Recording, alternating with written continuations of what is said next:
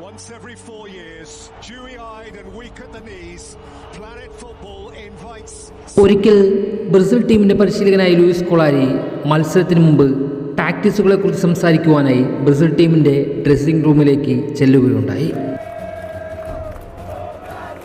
എന്നാൽ അവിടെ നിന്നിരുന്ന റൊണാൾഡോ നസാരിയോ, റൊണാൾഡിനോ, കക്ക, അഡ്രിയാനോ, റോബർട്ടോ കാർലോസിനെയെല്ലാം ഒരുമിച്ച് കണ്ട കൊളാരി വന്ന ലക്ഷ്യം പോലും മറന്നുപോകുന്നു. അയാൾ ഒരു നിമിഷം എല്ലാം മറന്നുപോയി. ശേഷം അയാൾക്ക് അവരോട് ഒന്ന് മാത്രമേ പറയാനുണ്ടായിരുന്നുള്ളൂ. അത് സമയമായി, നിങ്ങൾ തയ്യാറായിക്കോളൂവെന്ന്.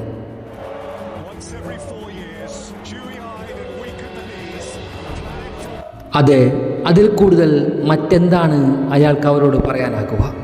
ആ പേരുകൾക്ക് മുകളിൽ എന്ത് ഫുട്ബോൾ ടാക്ടിക്സാണ് അയാൾക്ക് വയ്ക്കാനാകുക? അതെ, ആ ഒരു യുഗത്തെ ഈ ലോകം ഏറെ ഭയപ്പെട്ടതിന് മറ്റെന്ത് തെളിവാണ് നമുക്ക് വേണ്ടത്?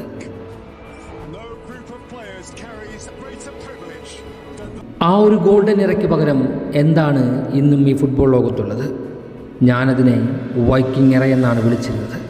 നിങ്ങൾക്ക് ഓർമ്മയില്ലേ ആ യുഗത്തെ?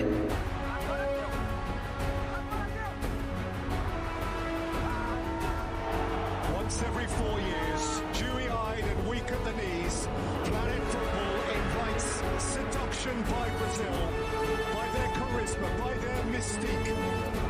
No group of players carries greater privilege than those in the shimmering shirt. കാറ്റ് നിറച്ചൊരു തുകിൽ പന്ത് കൊണ്ട് ലോകം കീഴടക്കിയവരാണ് ബ്രസീൽ.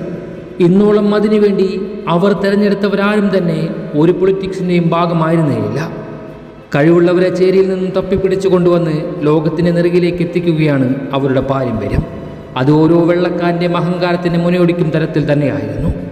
കണക്കുകൾ കൊണ്ട് മാത്രം ബ്രസീൽ ടീമിൻ്റെ മഹാത്മ്യം വരച്ചു കാണിക്കാനാകില്ല. കണക്കുകൾക്കും അപ്പുറം അവരുടെ ശൈലിയും മനോഹാരിതയുമാണ് മറ്റു ടീമുകളിൽ നിന്നും അവരെ ഏറെ വ്യത്യസ്തരാക്കുന്നത്, ഏറ്റവും സുന്ദരമായ കാവ്യരൂപമാക്കുന്നത്. അങ്ങനെയാണ് ചരിത്രത്തിൽ 5 വേൾഡ് കപ്പുകൾ ഇന്നോളം നിറച്ചാർത്താകുന്നത്.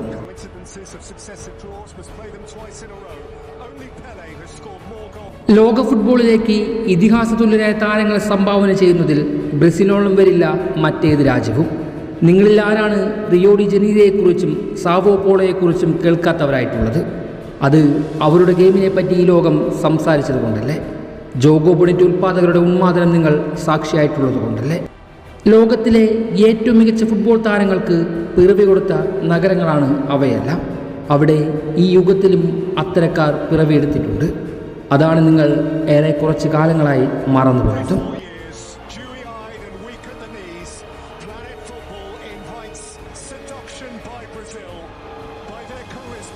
പറഞ്ഞ കഥകളിലേക്കൊന്നും ഞാൻ അധികം പുറകോട്ട് പോകുന്നില്ല.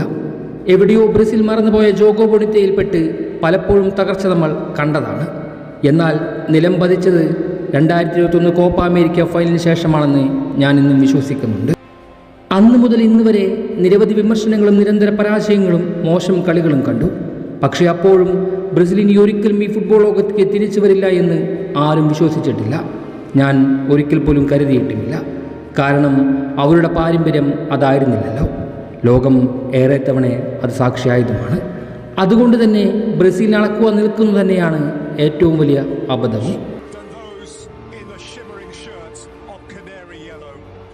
നെയ്മർ വീണുപോയതിനു ശേഷമുള്ള ചില കാഴ്ചകൾ അത് നമ്മെ വളരെ വേദനിപ്പിക്കുന്നത് തന്നെയായിരുന്നു. പിന്നീട് മോശം കളിയും മിസ്പാസുകളും നിറഞ്ഞ് ഒത്തൊരുമയില്ലാത്ത കളിശൈലിയിലൂടെ നിരവധി നിലങ്ങൾ അവർ താണ്ടി മുന്നോട്ട് വന്നു. പക്ഷേ ഒടുവിൽ ജോഗോ ബൊണിറ്റോ പുനർജനിക്കുന്നതായിരുന്നു ഈ ലോകം സാക്ഷിയായത്. അതിൻ്റെ ഹരം എന്താണെന്ന് പറയേണ്ടതില്ലല്ലോ. ലോകത്തിൻ്റെ രാജാക്കന്മാർ അവരുടെ ഫുട്ബോൾ സാമ്രാജ്യം വീണ്ടെടുക്കാൻ തയ്യാറാകുമ്പോൾ തന്നെയാണ് രാജ്യവും പ്രജകളും ഉണരുകയുള്ളൂ. അത് ഇത് വീണ്ടെടുപ്പിൻ്റെ സമയമാണ്. ആൻസലോട്ടി യുഗത്തിൽ ബ്രസീൽ ഫുട്ബോൾ തിരികെ വരികയാണ്.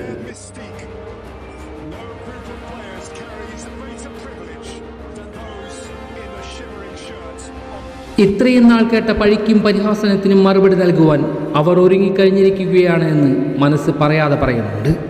പണ്ട് ലോകം ഭയപ്പെട്ടിരുന്ന സംഘത്തെ പോലെ, അവരുടെ മുൻഗാമികളെ പോലെ ഹൃദയം കൊണ്ടും ജോഗോ ബൊണിറ്റോ കൊണ്ടും പന്ത് കെട്ടാൻ പുതിയ കൗമാരക്കാർ ആ കുപ്പായത്തിൽ പുനർജനിച്ചു കഴിഞ്ഞിരിക്കുന്നുവെന്ന് വിശ്വസിക്കേണ്ടി വരും.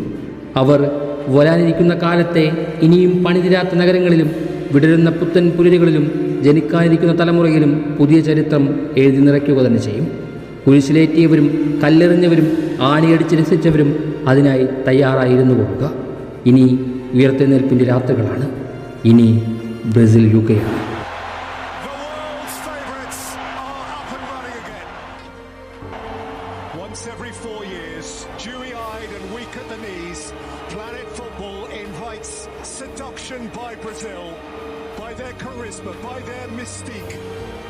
No boot turning on.